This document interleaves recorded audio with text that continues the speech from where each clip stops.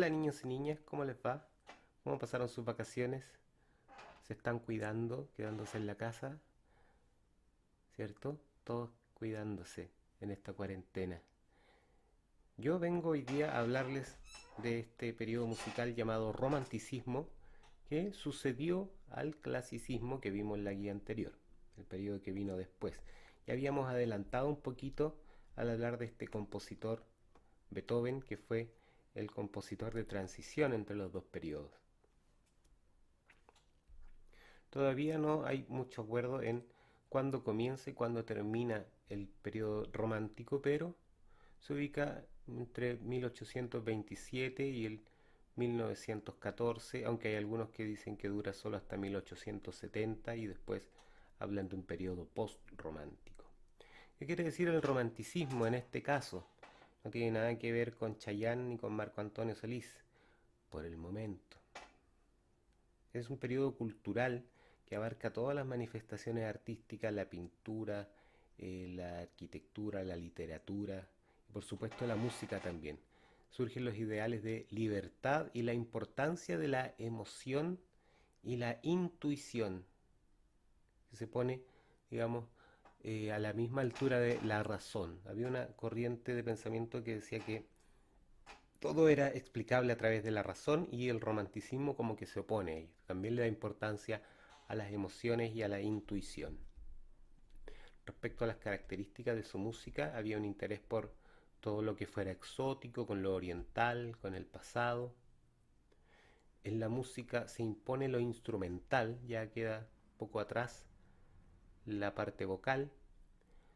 Las grandes formas desarrolladas durante el barroco y el clasicismo se expanden y se modifican en este periodo y también aparecen justo por pequeñas formas para piano y voz o piano solo.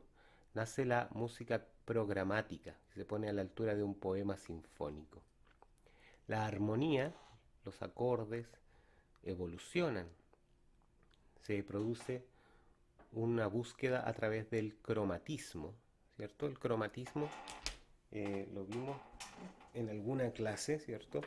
Cuando hacíamos la escala cromática que pasa por todas las notas, por todos los espacios en el caso de la guitarra, por todas las teclas en el caso del metalófono o del piano.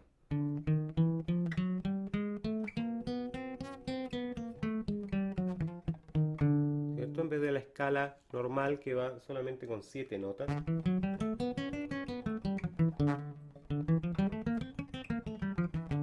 aquí se ocupan todas las notas, las 12 notas de la escala cromática.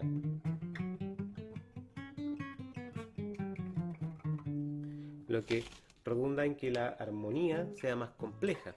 Los acordes tienen que ir cambiando constantemente.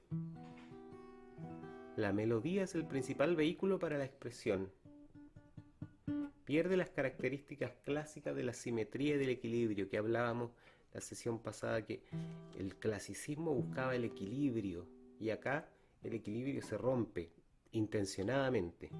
Aparece también el nacionalismo musical, ¿cierto? En el buen sentido, el orgullo y el amor por la tierra donde uno nació, ¿cierto? Se incluyen música folclórica, se mezcla con la música docta.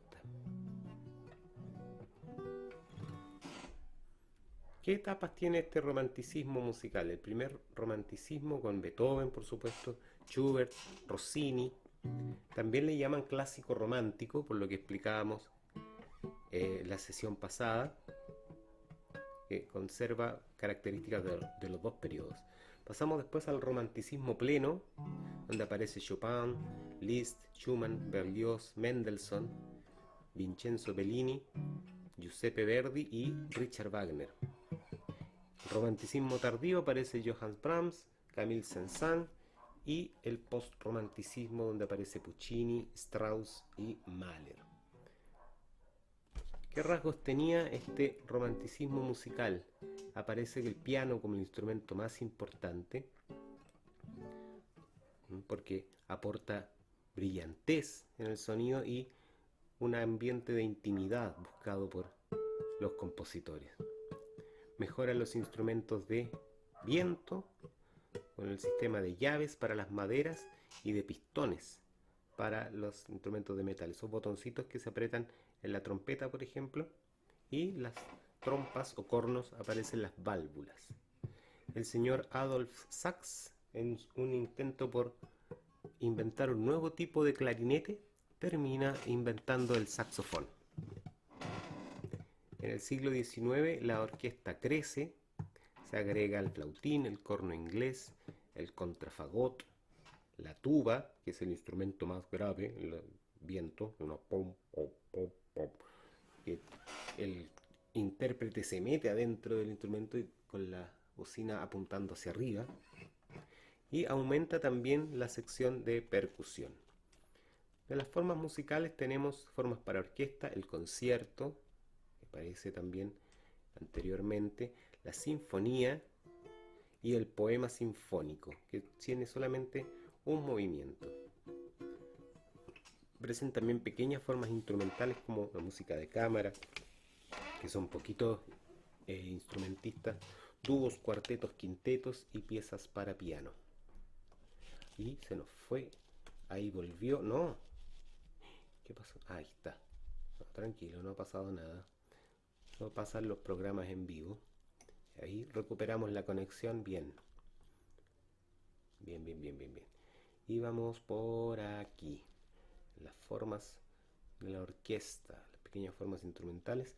Aparece el Lied, que significa canción en alemán. Una composición para voz con acompañamiento de piano.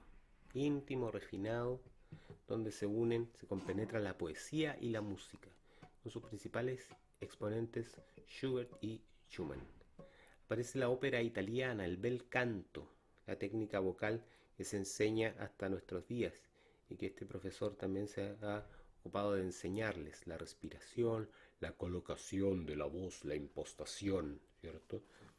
Continúa la tradición operística del siglo anterior y con la ópera seria, la ópera, su nombre lo dice, ¿cierto? Tocan temas para nada graciosos, y por el otro lado la ópera bufa, que vendría a ser como la comedia.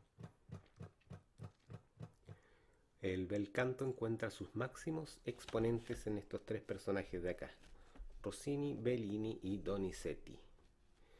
Y aparece Giuseppe Verdi, que es un compositor muy famoso, considerado el gran genio de la ópera italiana, heredero de los anteriores, y considera la obra como un modo de contar el drama humano, ¿cierto? Que tiene mucho que ver con el motivo del romanticismo, las emociones violentas, argumentos históricos, y son muchas óperas inspiradas en sucesos históricos relacionados con la unificación italiana. Y en ese tiempo Italia estaba dividida en varios reinos, y en ese tiempo se produjo la unificación de Italia como la conocemos hasta hoy. Melodías directas y sencillas, se van a dar cuenta cuando escuchemos algunos ejemplos después que les voy a poner. Mucha importancia al coro y a la orquesta. Famosa el Nabucco. Nabucco era... Les voy a tocar un pedacito.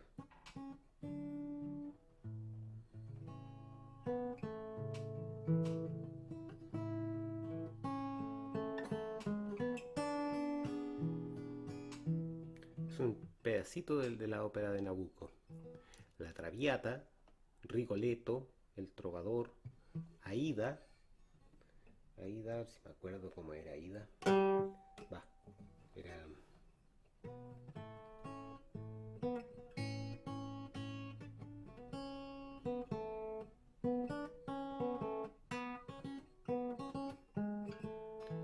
Los que participaron en el taller se deben acordar de esa parte de Aida, de la marcha triunfal. Y por el otro lado tenemos a Richard Wagner, de Alemania. La obra de arte total le otorga la misma importancia a la poesía, a la música, al teatro. Aparece el leitmotiv, que es un elemento musical que se asocia a determinados personajes, objetos, pensamientos o lugares. Un ejemplo sería...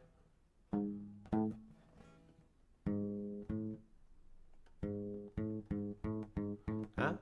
En el cine sobre todo se usa mucho el leitmotiv, una melodía que se asocia a un personaje o a una situación. Por ejemplo... también lo asociamos con una situación particular. Wagner compuso entre otras óperas El holandés errante, Tannhausen, Lohengrin y otros nombres extraños. La cabalgata de las Valquirias, esa sí que no me la sé, pero las puedo tararear. Esa.